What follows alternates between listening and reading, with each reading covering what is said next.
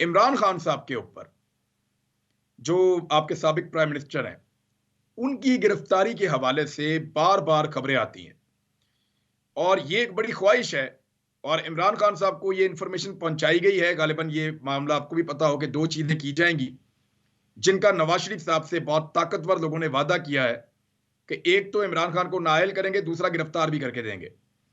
तो इमरान खान की गिरफ्तारी के इम्कानात क्या हैं और रद्द-ए-अमल किस नौइयत का होगा और क्या फवाद चौधरी की गिरफ्तारी में जो पूरे पाकिस्तान में हुआ, उसके बाद क्या इमरान खान को गिरफ्तार कर लेंगे? हो सकता है।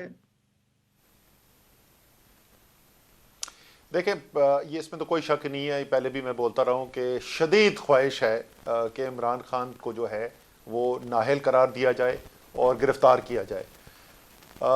उनके लिए बदकिस्मती से कानून में अभी तक उनको नज़र कुछ नहीं आया। बड़े बड़े उन्होंने ट्रायल बलून छोड़े हैं, कभी तोशा खाना होता है तो कभी लीक्ड ऑडियो होती है तो पता नहीं क्या होता है, लेकिन आज तक इस वक्त तक हमारे सामने कोई ऐसी चीज़ नहीं आई है जिसपे उनको या नाअहल किया जा सके या गिरफ्तार किया जा सके।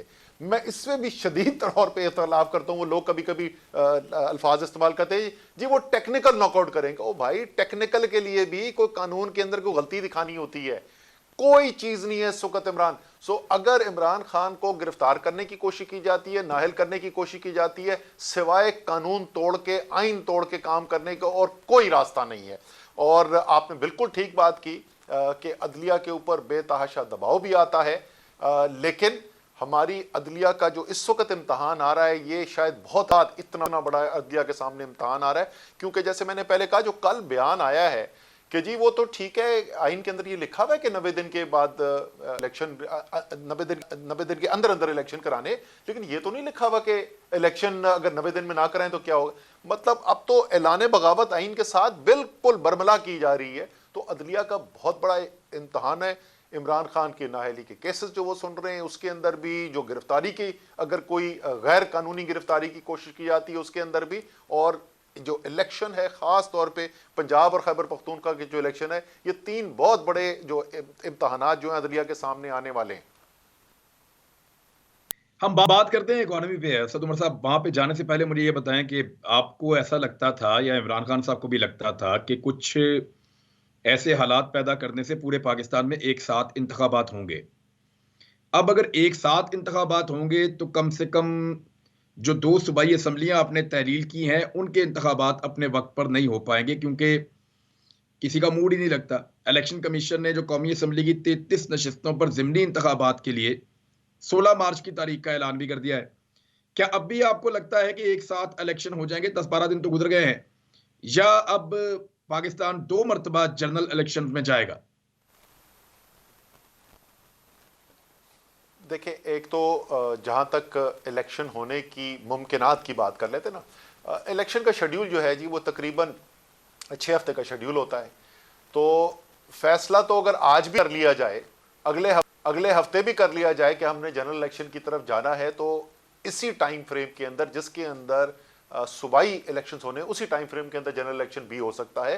ये बिल्कुल मुमकिन है। और अगर आप माजी के अंदर भी देखें, जिस वक्त हमारे जनरल इलेक्शन के अंदर गए हैं, तो वो टोटल गैप जो है तहलील होने में और इलेक्शन होने के अंदर कभी 60 दिन का, कभी 70 दिन का है। तो एक तो ये प्रैक्टिकली जो है वो मुमकिन है, इसके अंदर कोई ऐसी चीज़ नहीं है कि जो ना होने वाली चीज़ हो।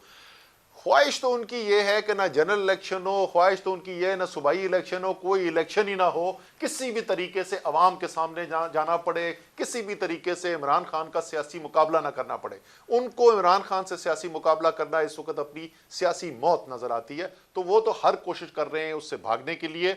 सबसे पहला कदम इस वक्त जो हमारे पास है, वो आज हमारी पटिशन दायर कर दी गई है लाहौर हाई कोर्ट के अंदर। इंशाल्लाह ताला वो मंडे को लगी। सबसे पहला फैसला तो आना है हाई कोर्ट की तरफ से कि आइन को किसी तरीके से भी, किसी तौर पे आइन को मजरू करने की इजाज़त मुझे यकीन है कि कोर्ट नहीं देगा। जब वो फोर्स हो जाएगा कि अब इनको कराना ही पड़ रहा है, क्योंकि आपको पता ना इमरान खान साहब ये मरहलावार यहाँ पे आए हैं। पहले ये कहते थे कि ये कभी तहलील करेंगे नहीं। जिस वक्त इमरान खान ने अनाउंस कर दिया, उन्होंने कहा अच्छा नहीं, अब ये कर नहीं सकेगा, ये तो एतमाद का वोट नहीं ले सकेंगे। एतमाद का वोट मिल गया। फिर उन्होंने कहा ये परवेज लाई नहीं तहलील करेगा, परवेज लाई ने तहलील कर दी। अब ये कह रहे हैं हम इलेक्शन नहीं कराएंगे। तो वो भी इंशाल्लाह ताला होंगे इलेक्शन और अदलिया फोर्स करेगी। जब वहां पर पहुंच जाएंगे ना, फिर पता चलेगा असल टेस्ट के क्या वाकई में ये दो मुख्तलिफ इलेक्शन लड़ना चाहते हैं या एक इलेक्शन। सियासी तौर पे मैं आपको बता दूं, मुल्क की तबाही है। हर रोज जो आगे जा रहा है, आगे मईशत की थोड़ी बात करेंगे तो उस पर तफसील में चले जाएंगे, हर रोज जो आगे जा रहा है मुल्क तबाही की तरफ जा रहा है जनरल इलेक्शन ना होने की वजह से। लेकिन सियासी तौर पे सेक्रेटरी जनरल तरीके इंसाफ का अगर आप मुझे पूछे तो मुझे तो सूट करता है पहले प्रोविंस के अंदर इलेक्शन हो जाए, किसी को शक नहीं है खैबर पख्तूनख्वा और पंजाब हमने जीतना है इंशाल्लाह ताला। सूबाई इलेक्शन, सूबाई हुकूमतें हमारी बैठी होंगी, उस वक्त हो रहा होगा इलेक्शन एमएनएस का ऊपर, ये तो अपने एमएनएस के हाथ बांध देंगे अपनी पीठ के पीछे मुकाबले के लिए। एक तो सर इमरान खान साहब ने स्टेटमेंट दिया कि मेरे ऊपर जो हमला हुआ था उसमें 4 लोगों के साथ एक आसिफ अली जरदारी भी उन्होंने अब शामिल किया है। क्या इस बारे में आप लोगों को कोई इंफॉर्मेशन मिली है, मालूमात की बिना पर आप ये कह रहे हैं कि या ये एक पॉलिटिकल स्टेटमेंट है? और दूसरा, इमरान खान साहब ने कहा कि तीसरे प्लान के पीछे आसिफ अली जरदारी है, और साथ ही उन्होंने ये कहा, इमरान खान साहब ने मिशन आई है कि इमरान खान साहब की सिक्योरिटी वापस ले ली गई है। जी असद उमर साहब।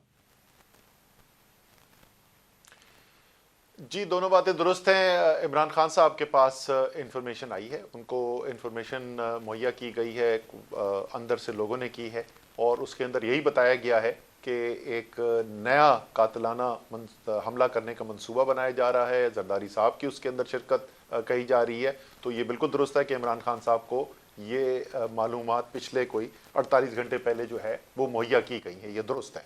और सिक्योरिटी वापस करने का भी बिल्कुल ठीक है, सिक्योरिटी जो है जारी है, उसको कम किया जाए। जी, अभी सिक्योरिटी हटा ली गई है।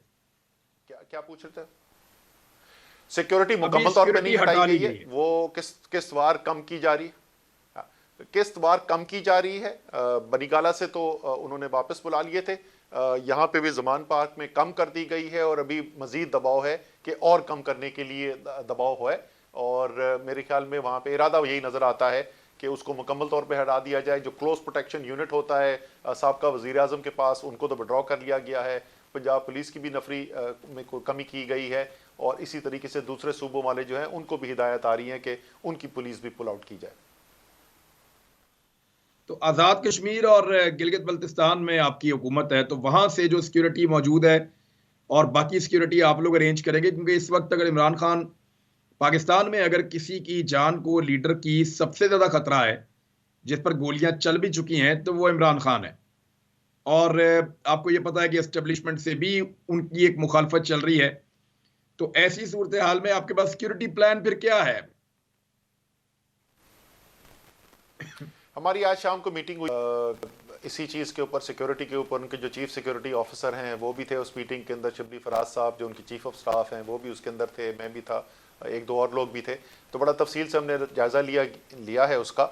और एक तो वो जो है वो ज़ुबानी ऑर्डर्स के ऊपर जो है वो सिक्योरिटी हटाने की कोशिश कर रहे थे, तो उसके ऊपर हम जो फोर्स कर रहे हैं कि ज़रा लिख के देना, ताकि रिकॉर्ड के ऊपर तो आए कि एक साबका वज़ीर आज़म, पाकिस्तान की सबसे बड़ी सियासी पार्टी का लीडर, जिसके ऊपर जान के ख़तरा होने का कोई शक ही नहीं मौजूद है, उसकी सिक्योरिटी हटाई जा रही है, यानी उसकी जान को ख़तरे में डाला जा रहा है, यानी पाकिस्तान के अंदर इंतशार के ख़तरे को जानबूझ कर लिया जा रहा है। तो रिकॉर्ड पे तो हम चाहते हैं कि वो कम से कम आए ना, वो हम कोशिश करें। उसके अलावा दूसरे ज़राए से किस तरीके से हमने उनकी सिक्योरिटी को बीफअप करना है, उसके ऊपर भी हम अपनी तरफ से पूरी कोशिश करेंगे।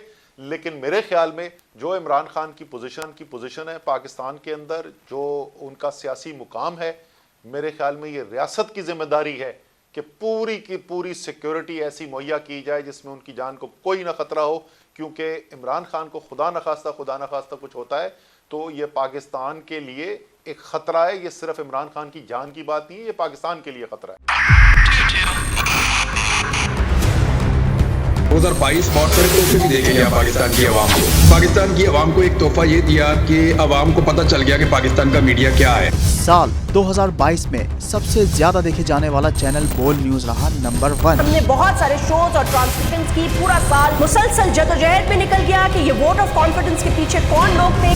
तोड़े रेटिंग के सभी रिकॉर्ड। सोशल मीडिया पर भी सबसे ज्यादा तेजी से 2.4 बिलियन व्यूज का संगे मील अबूर किया।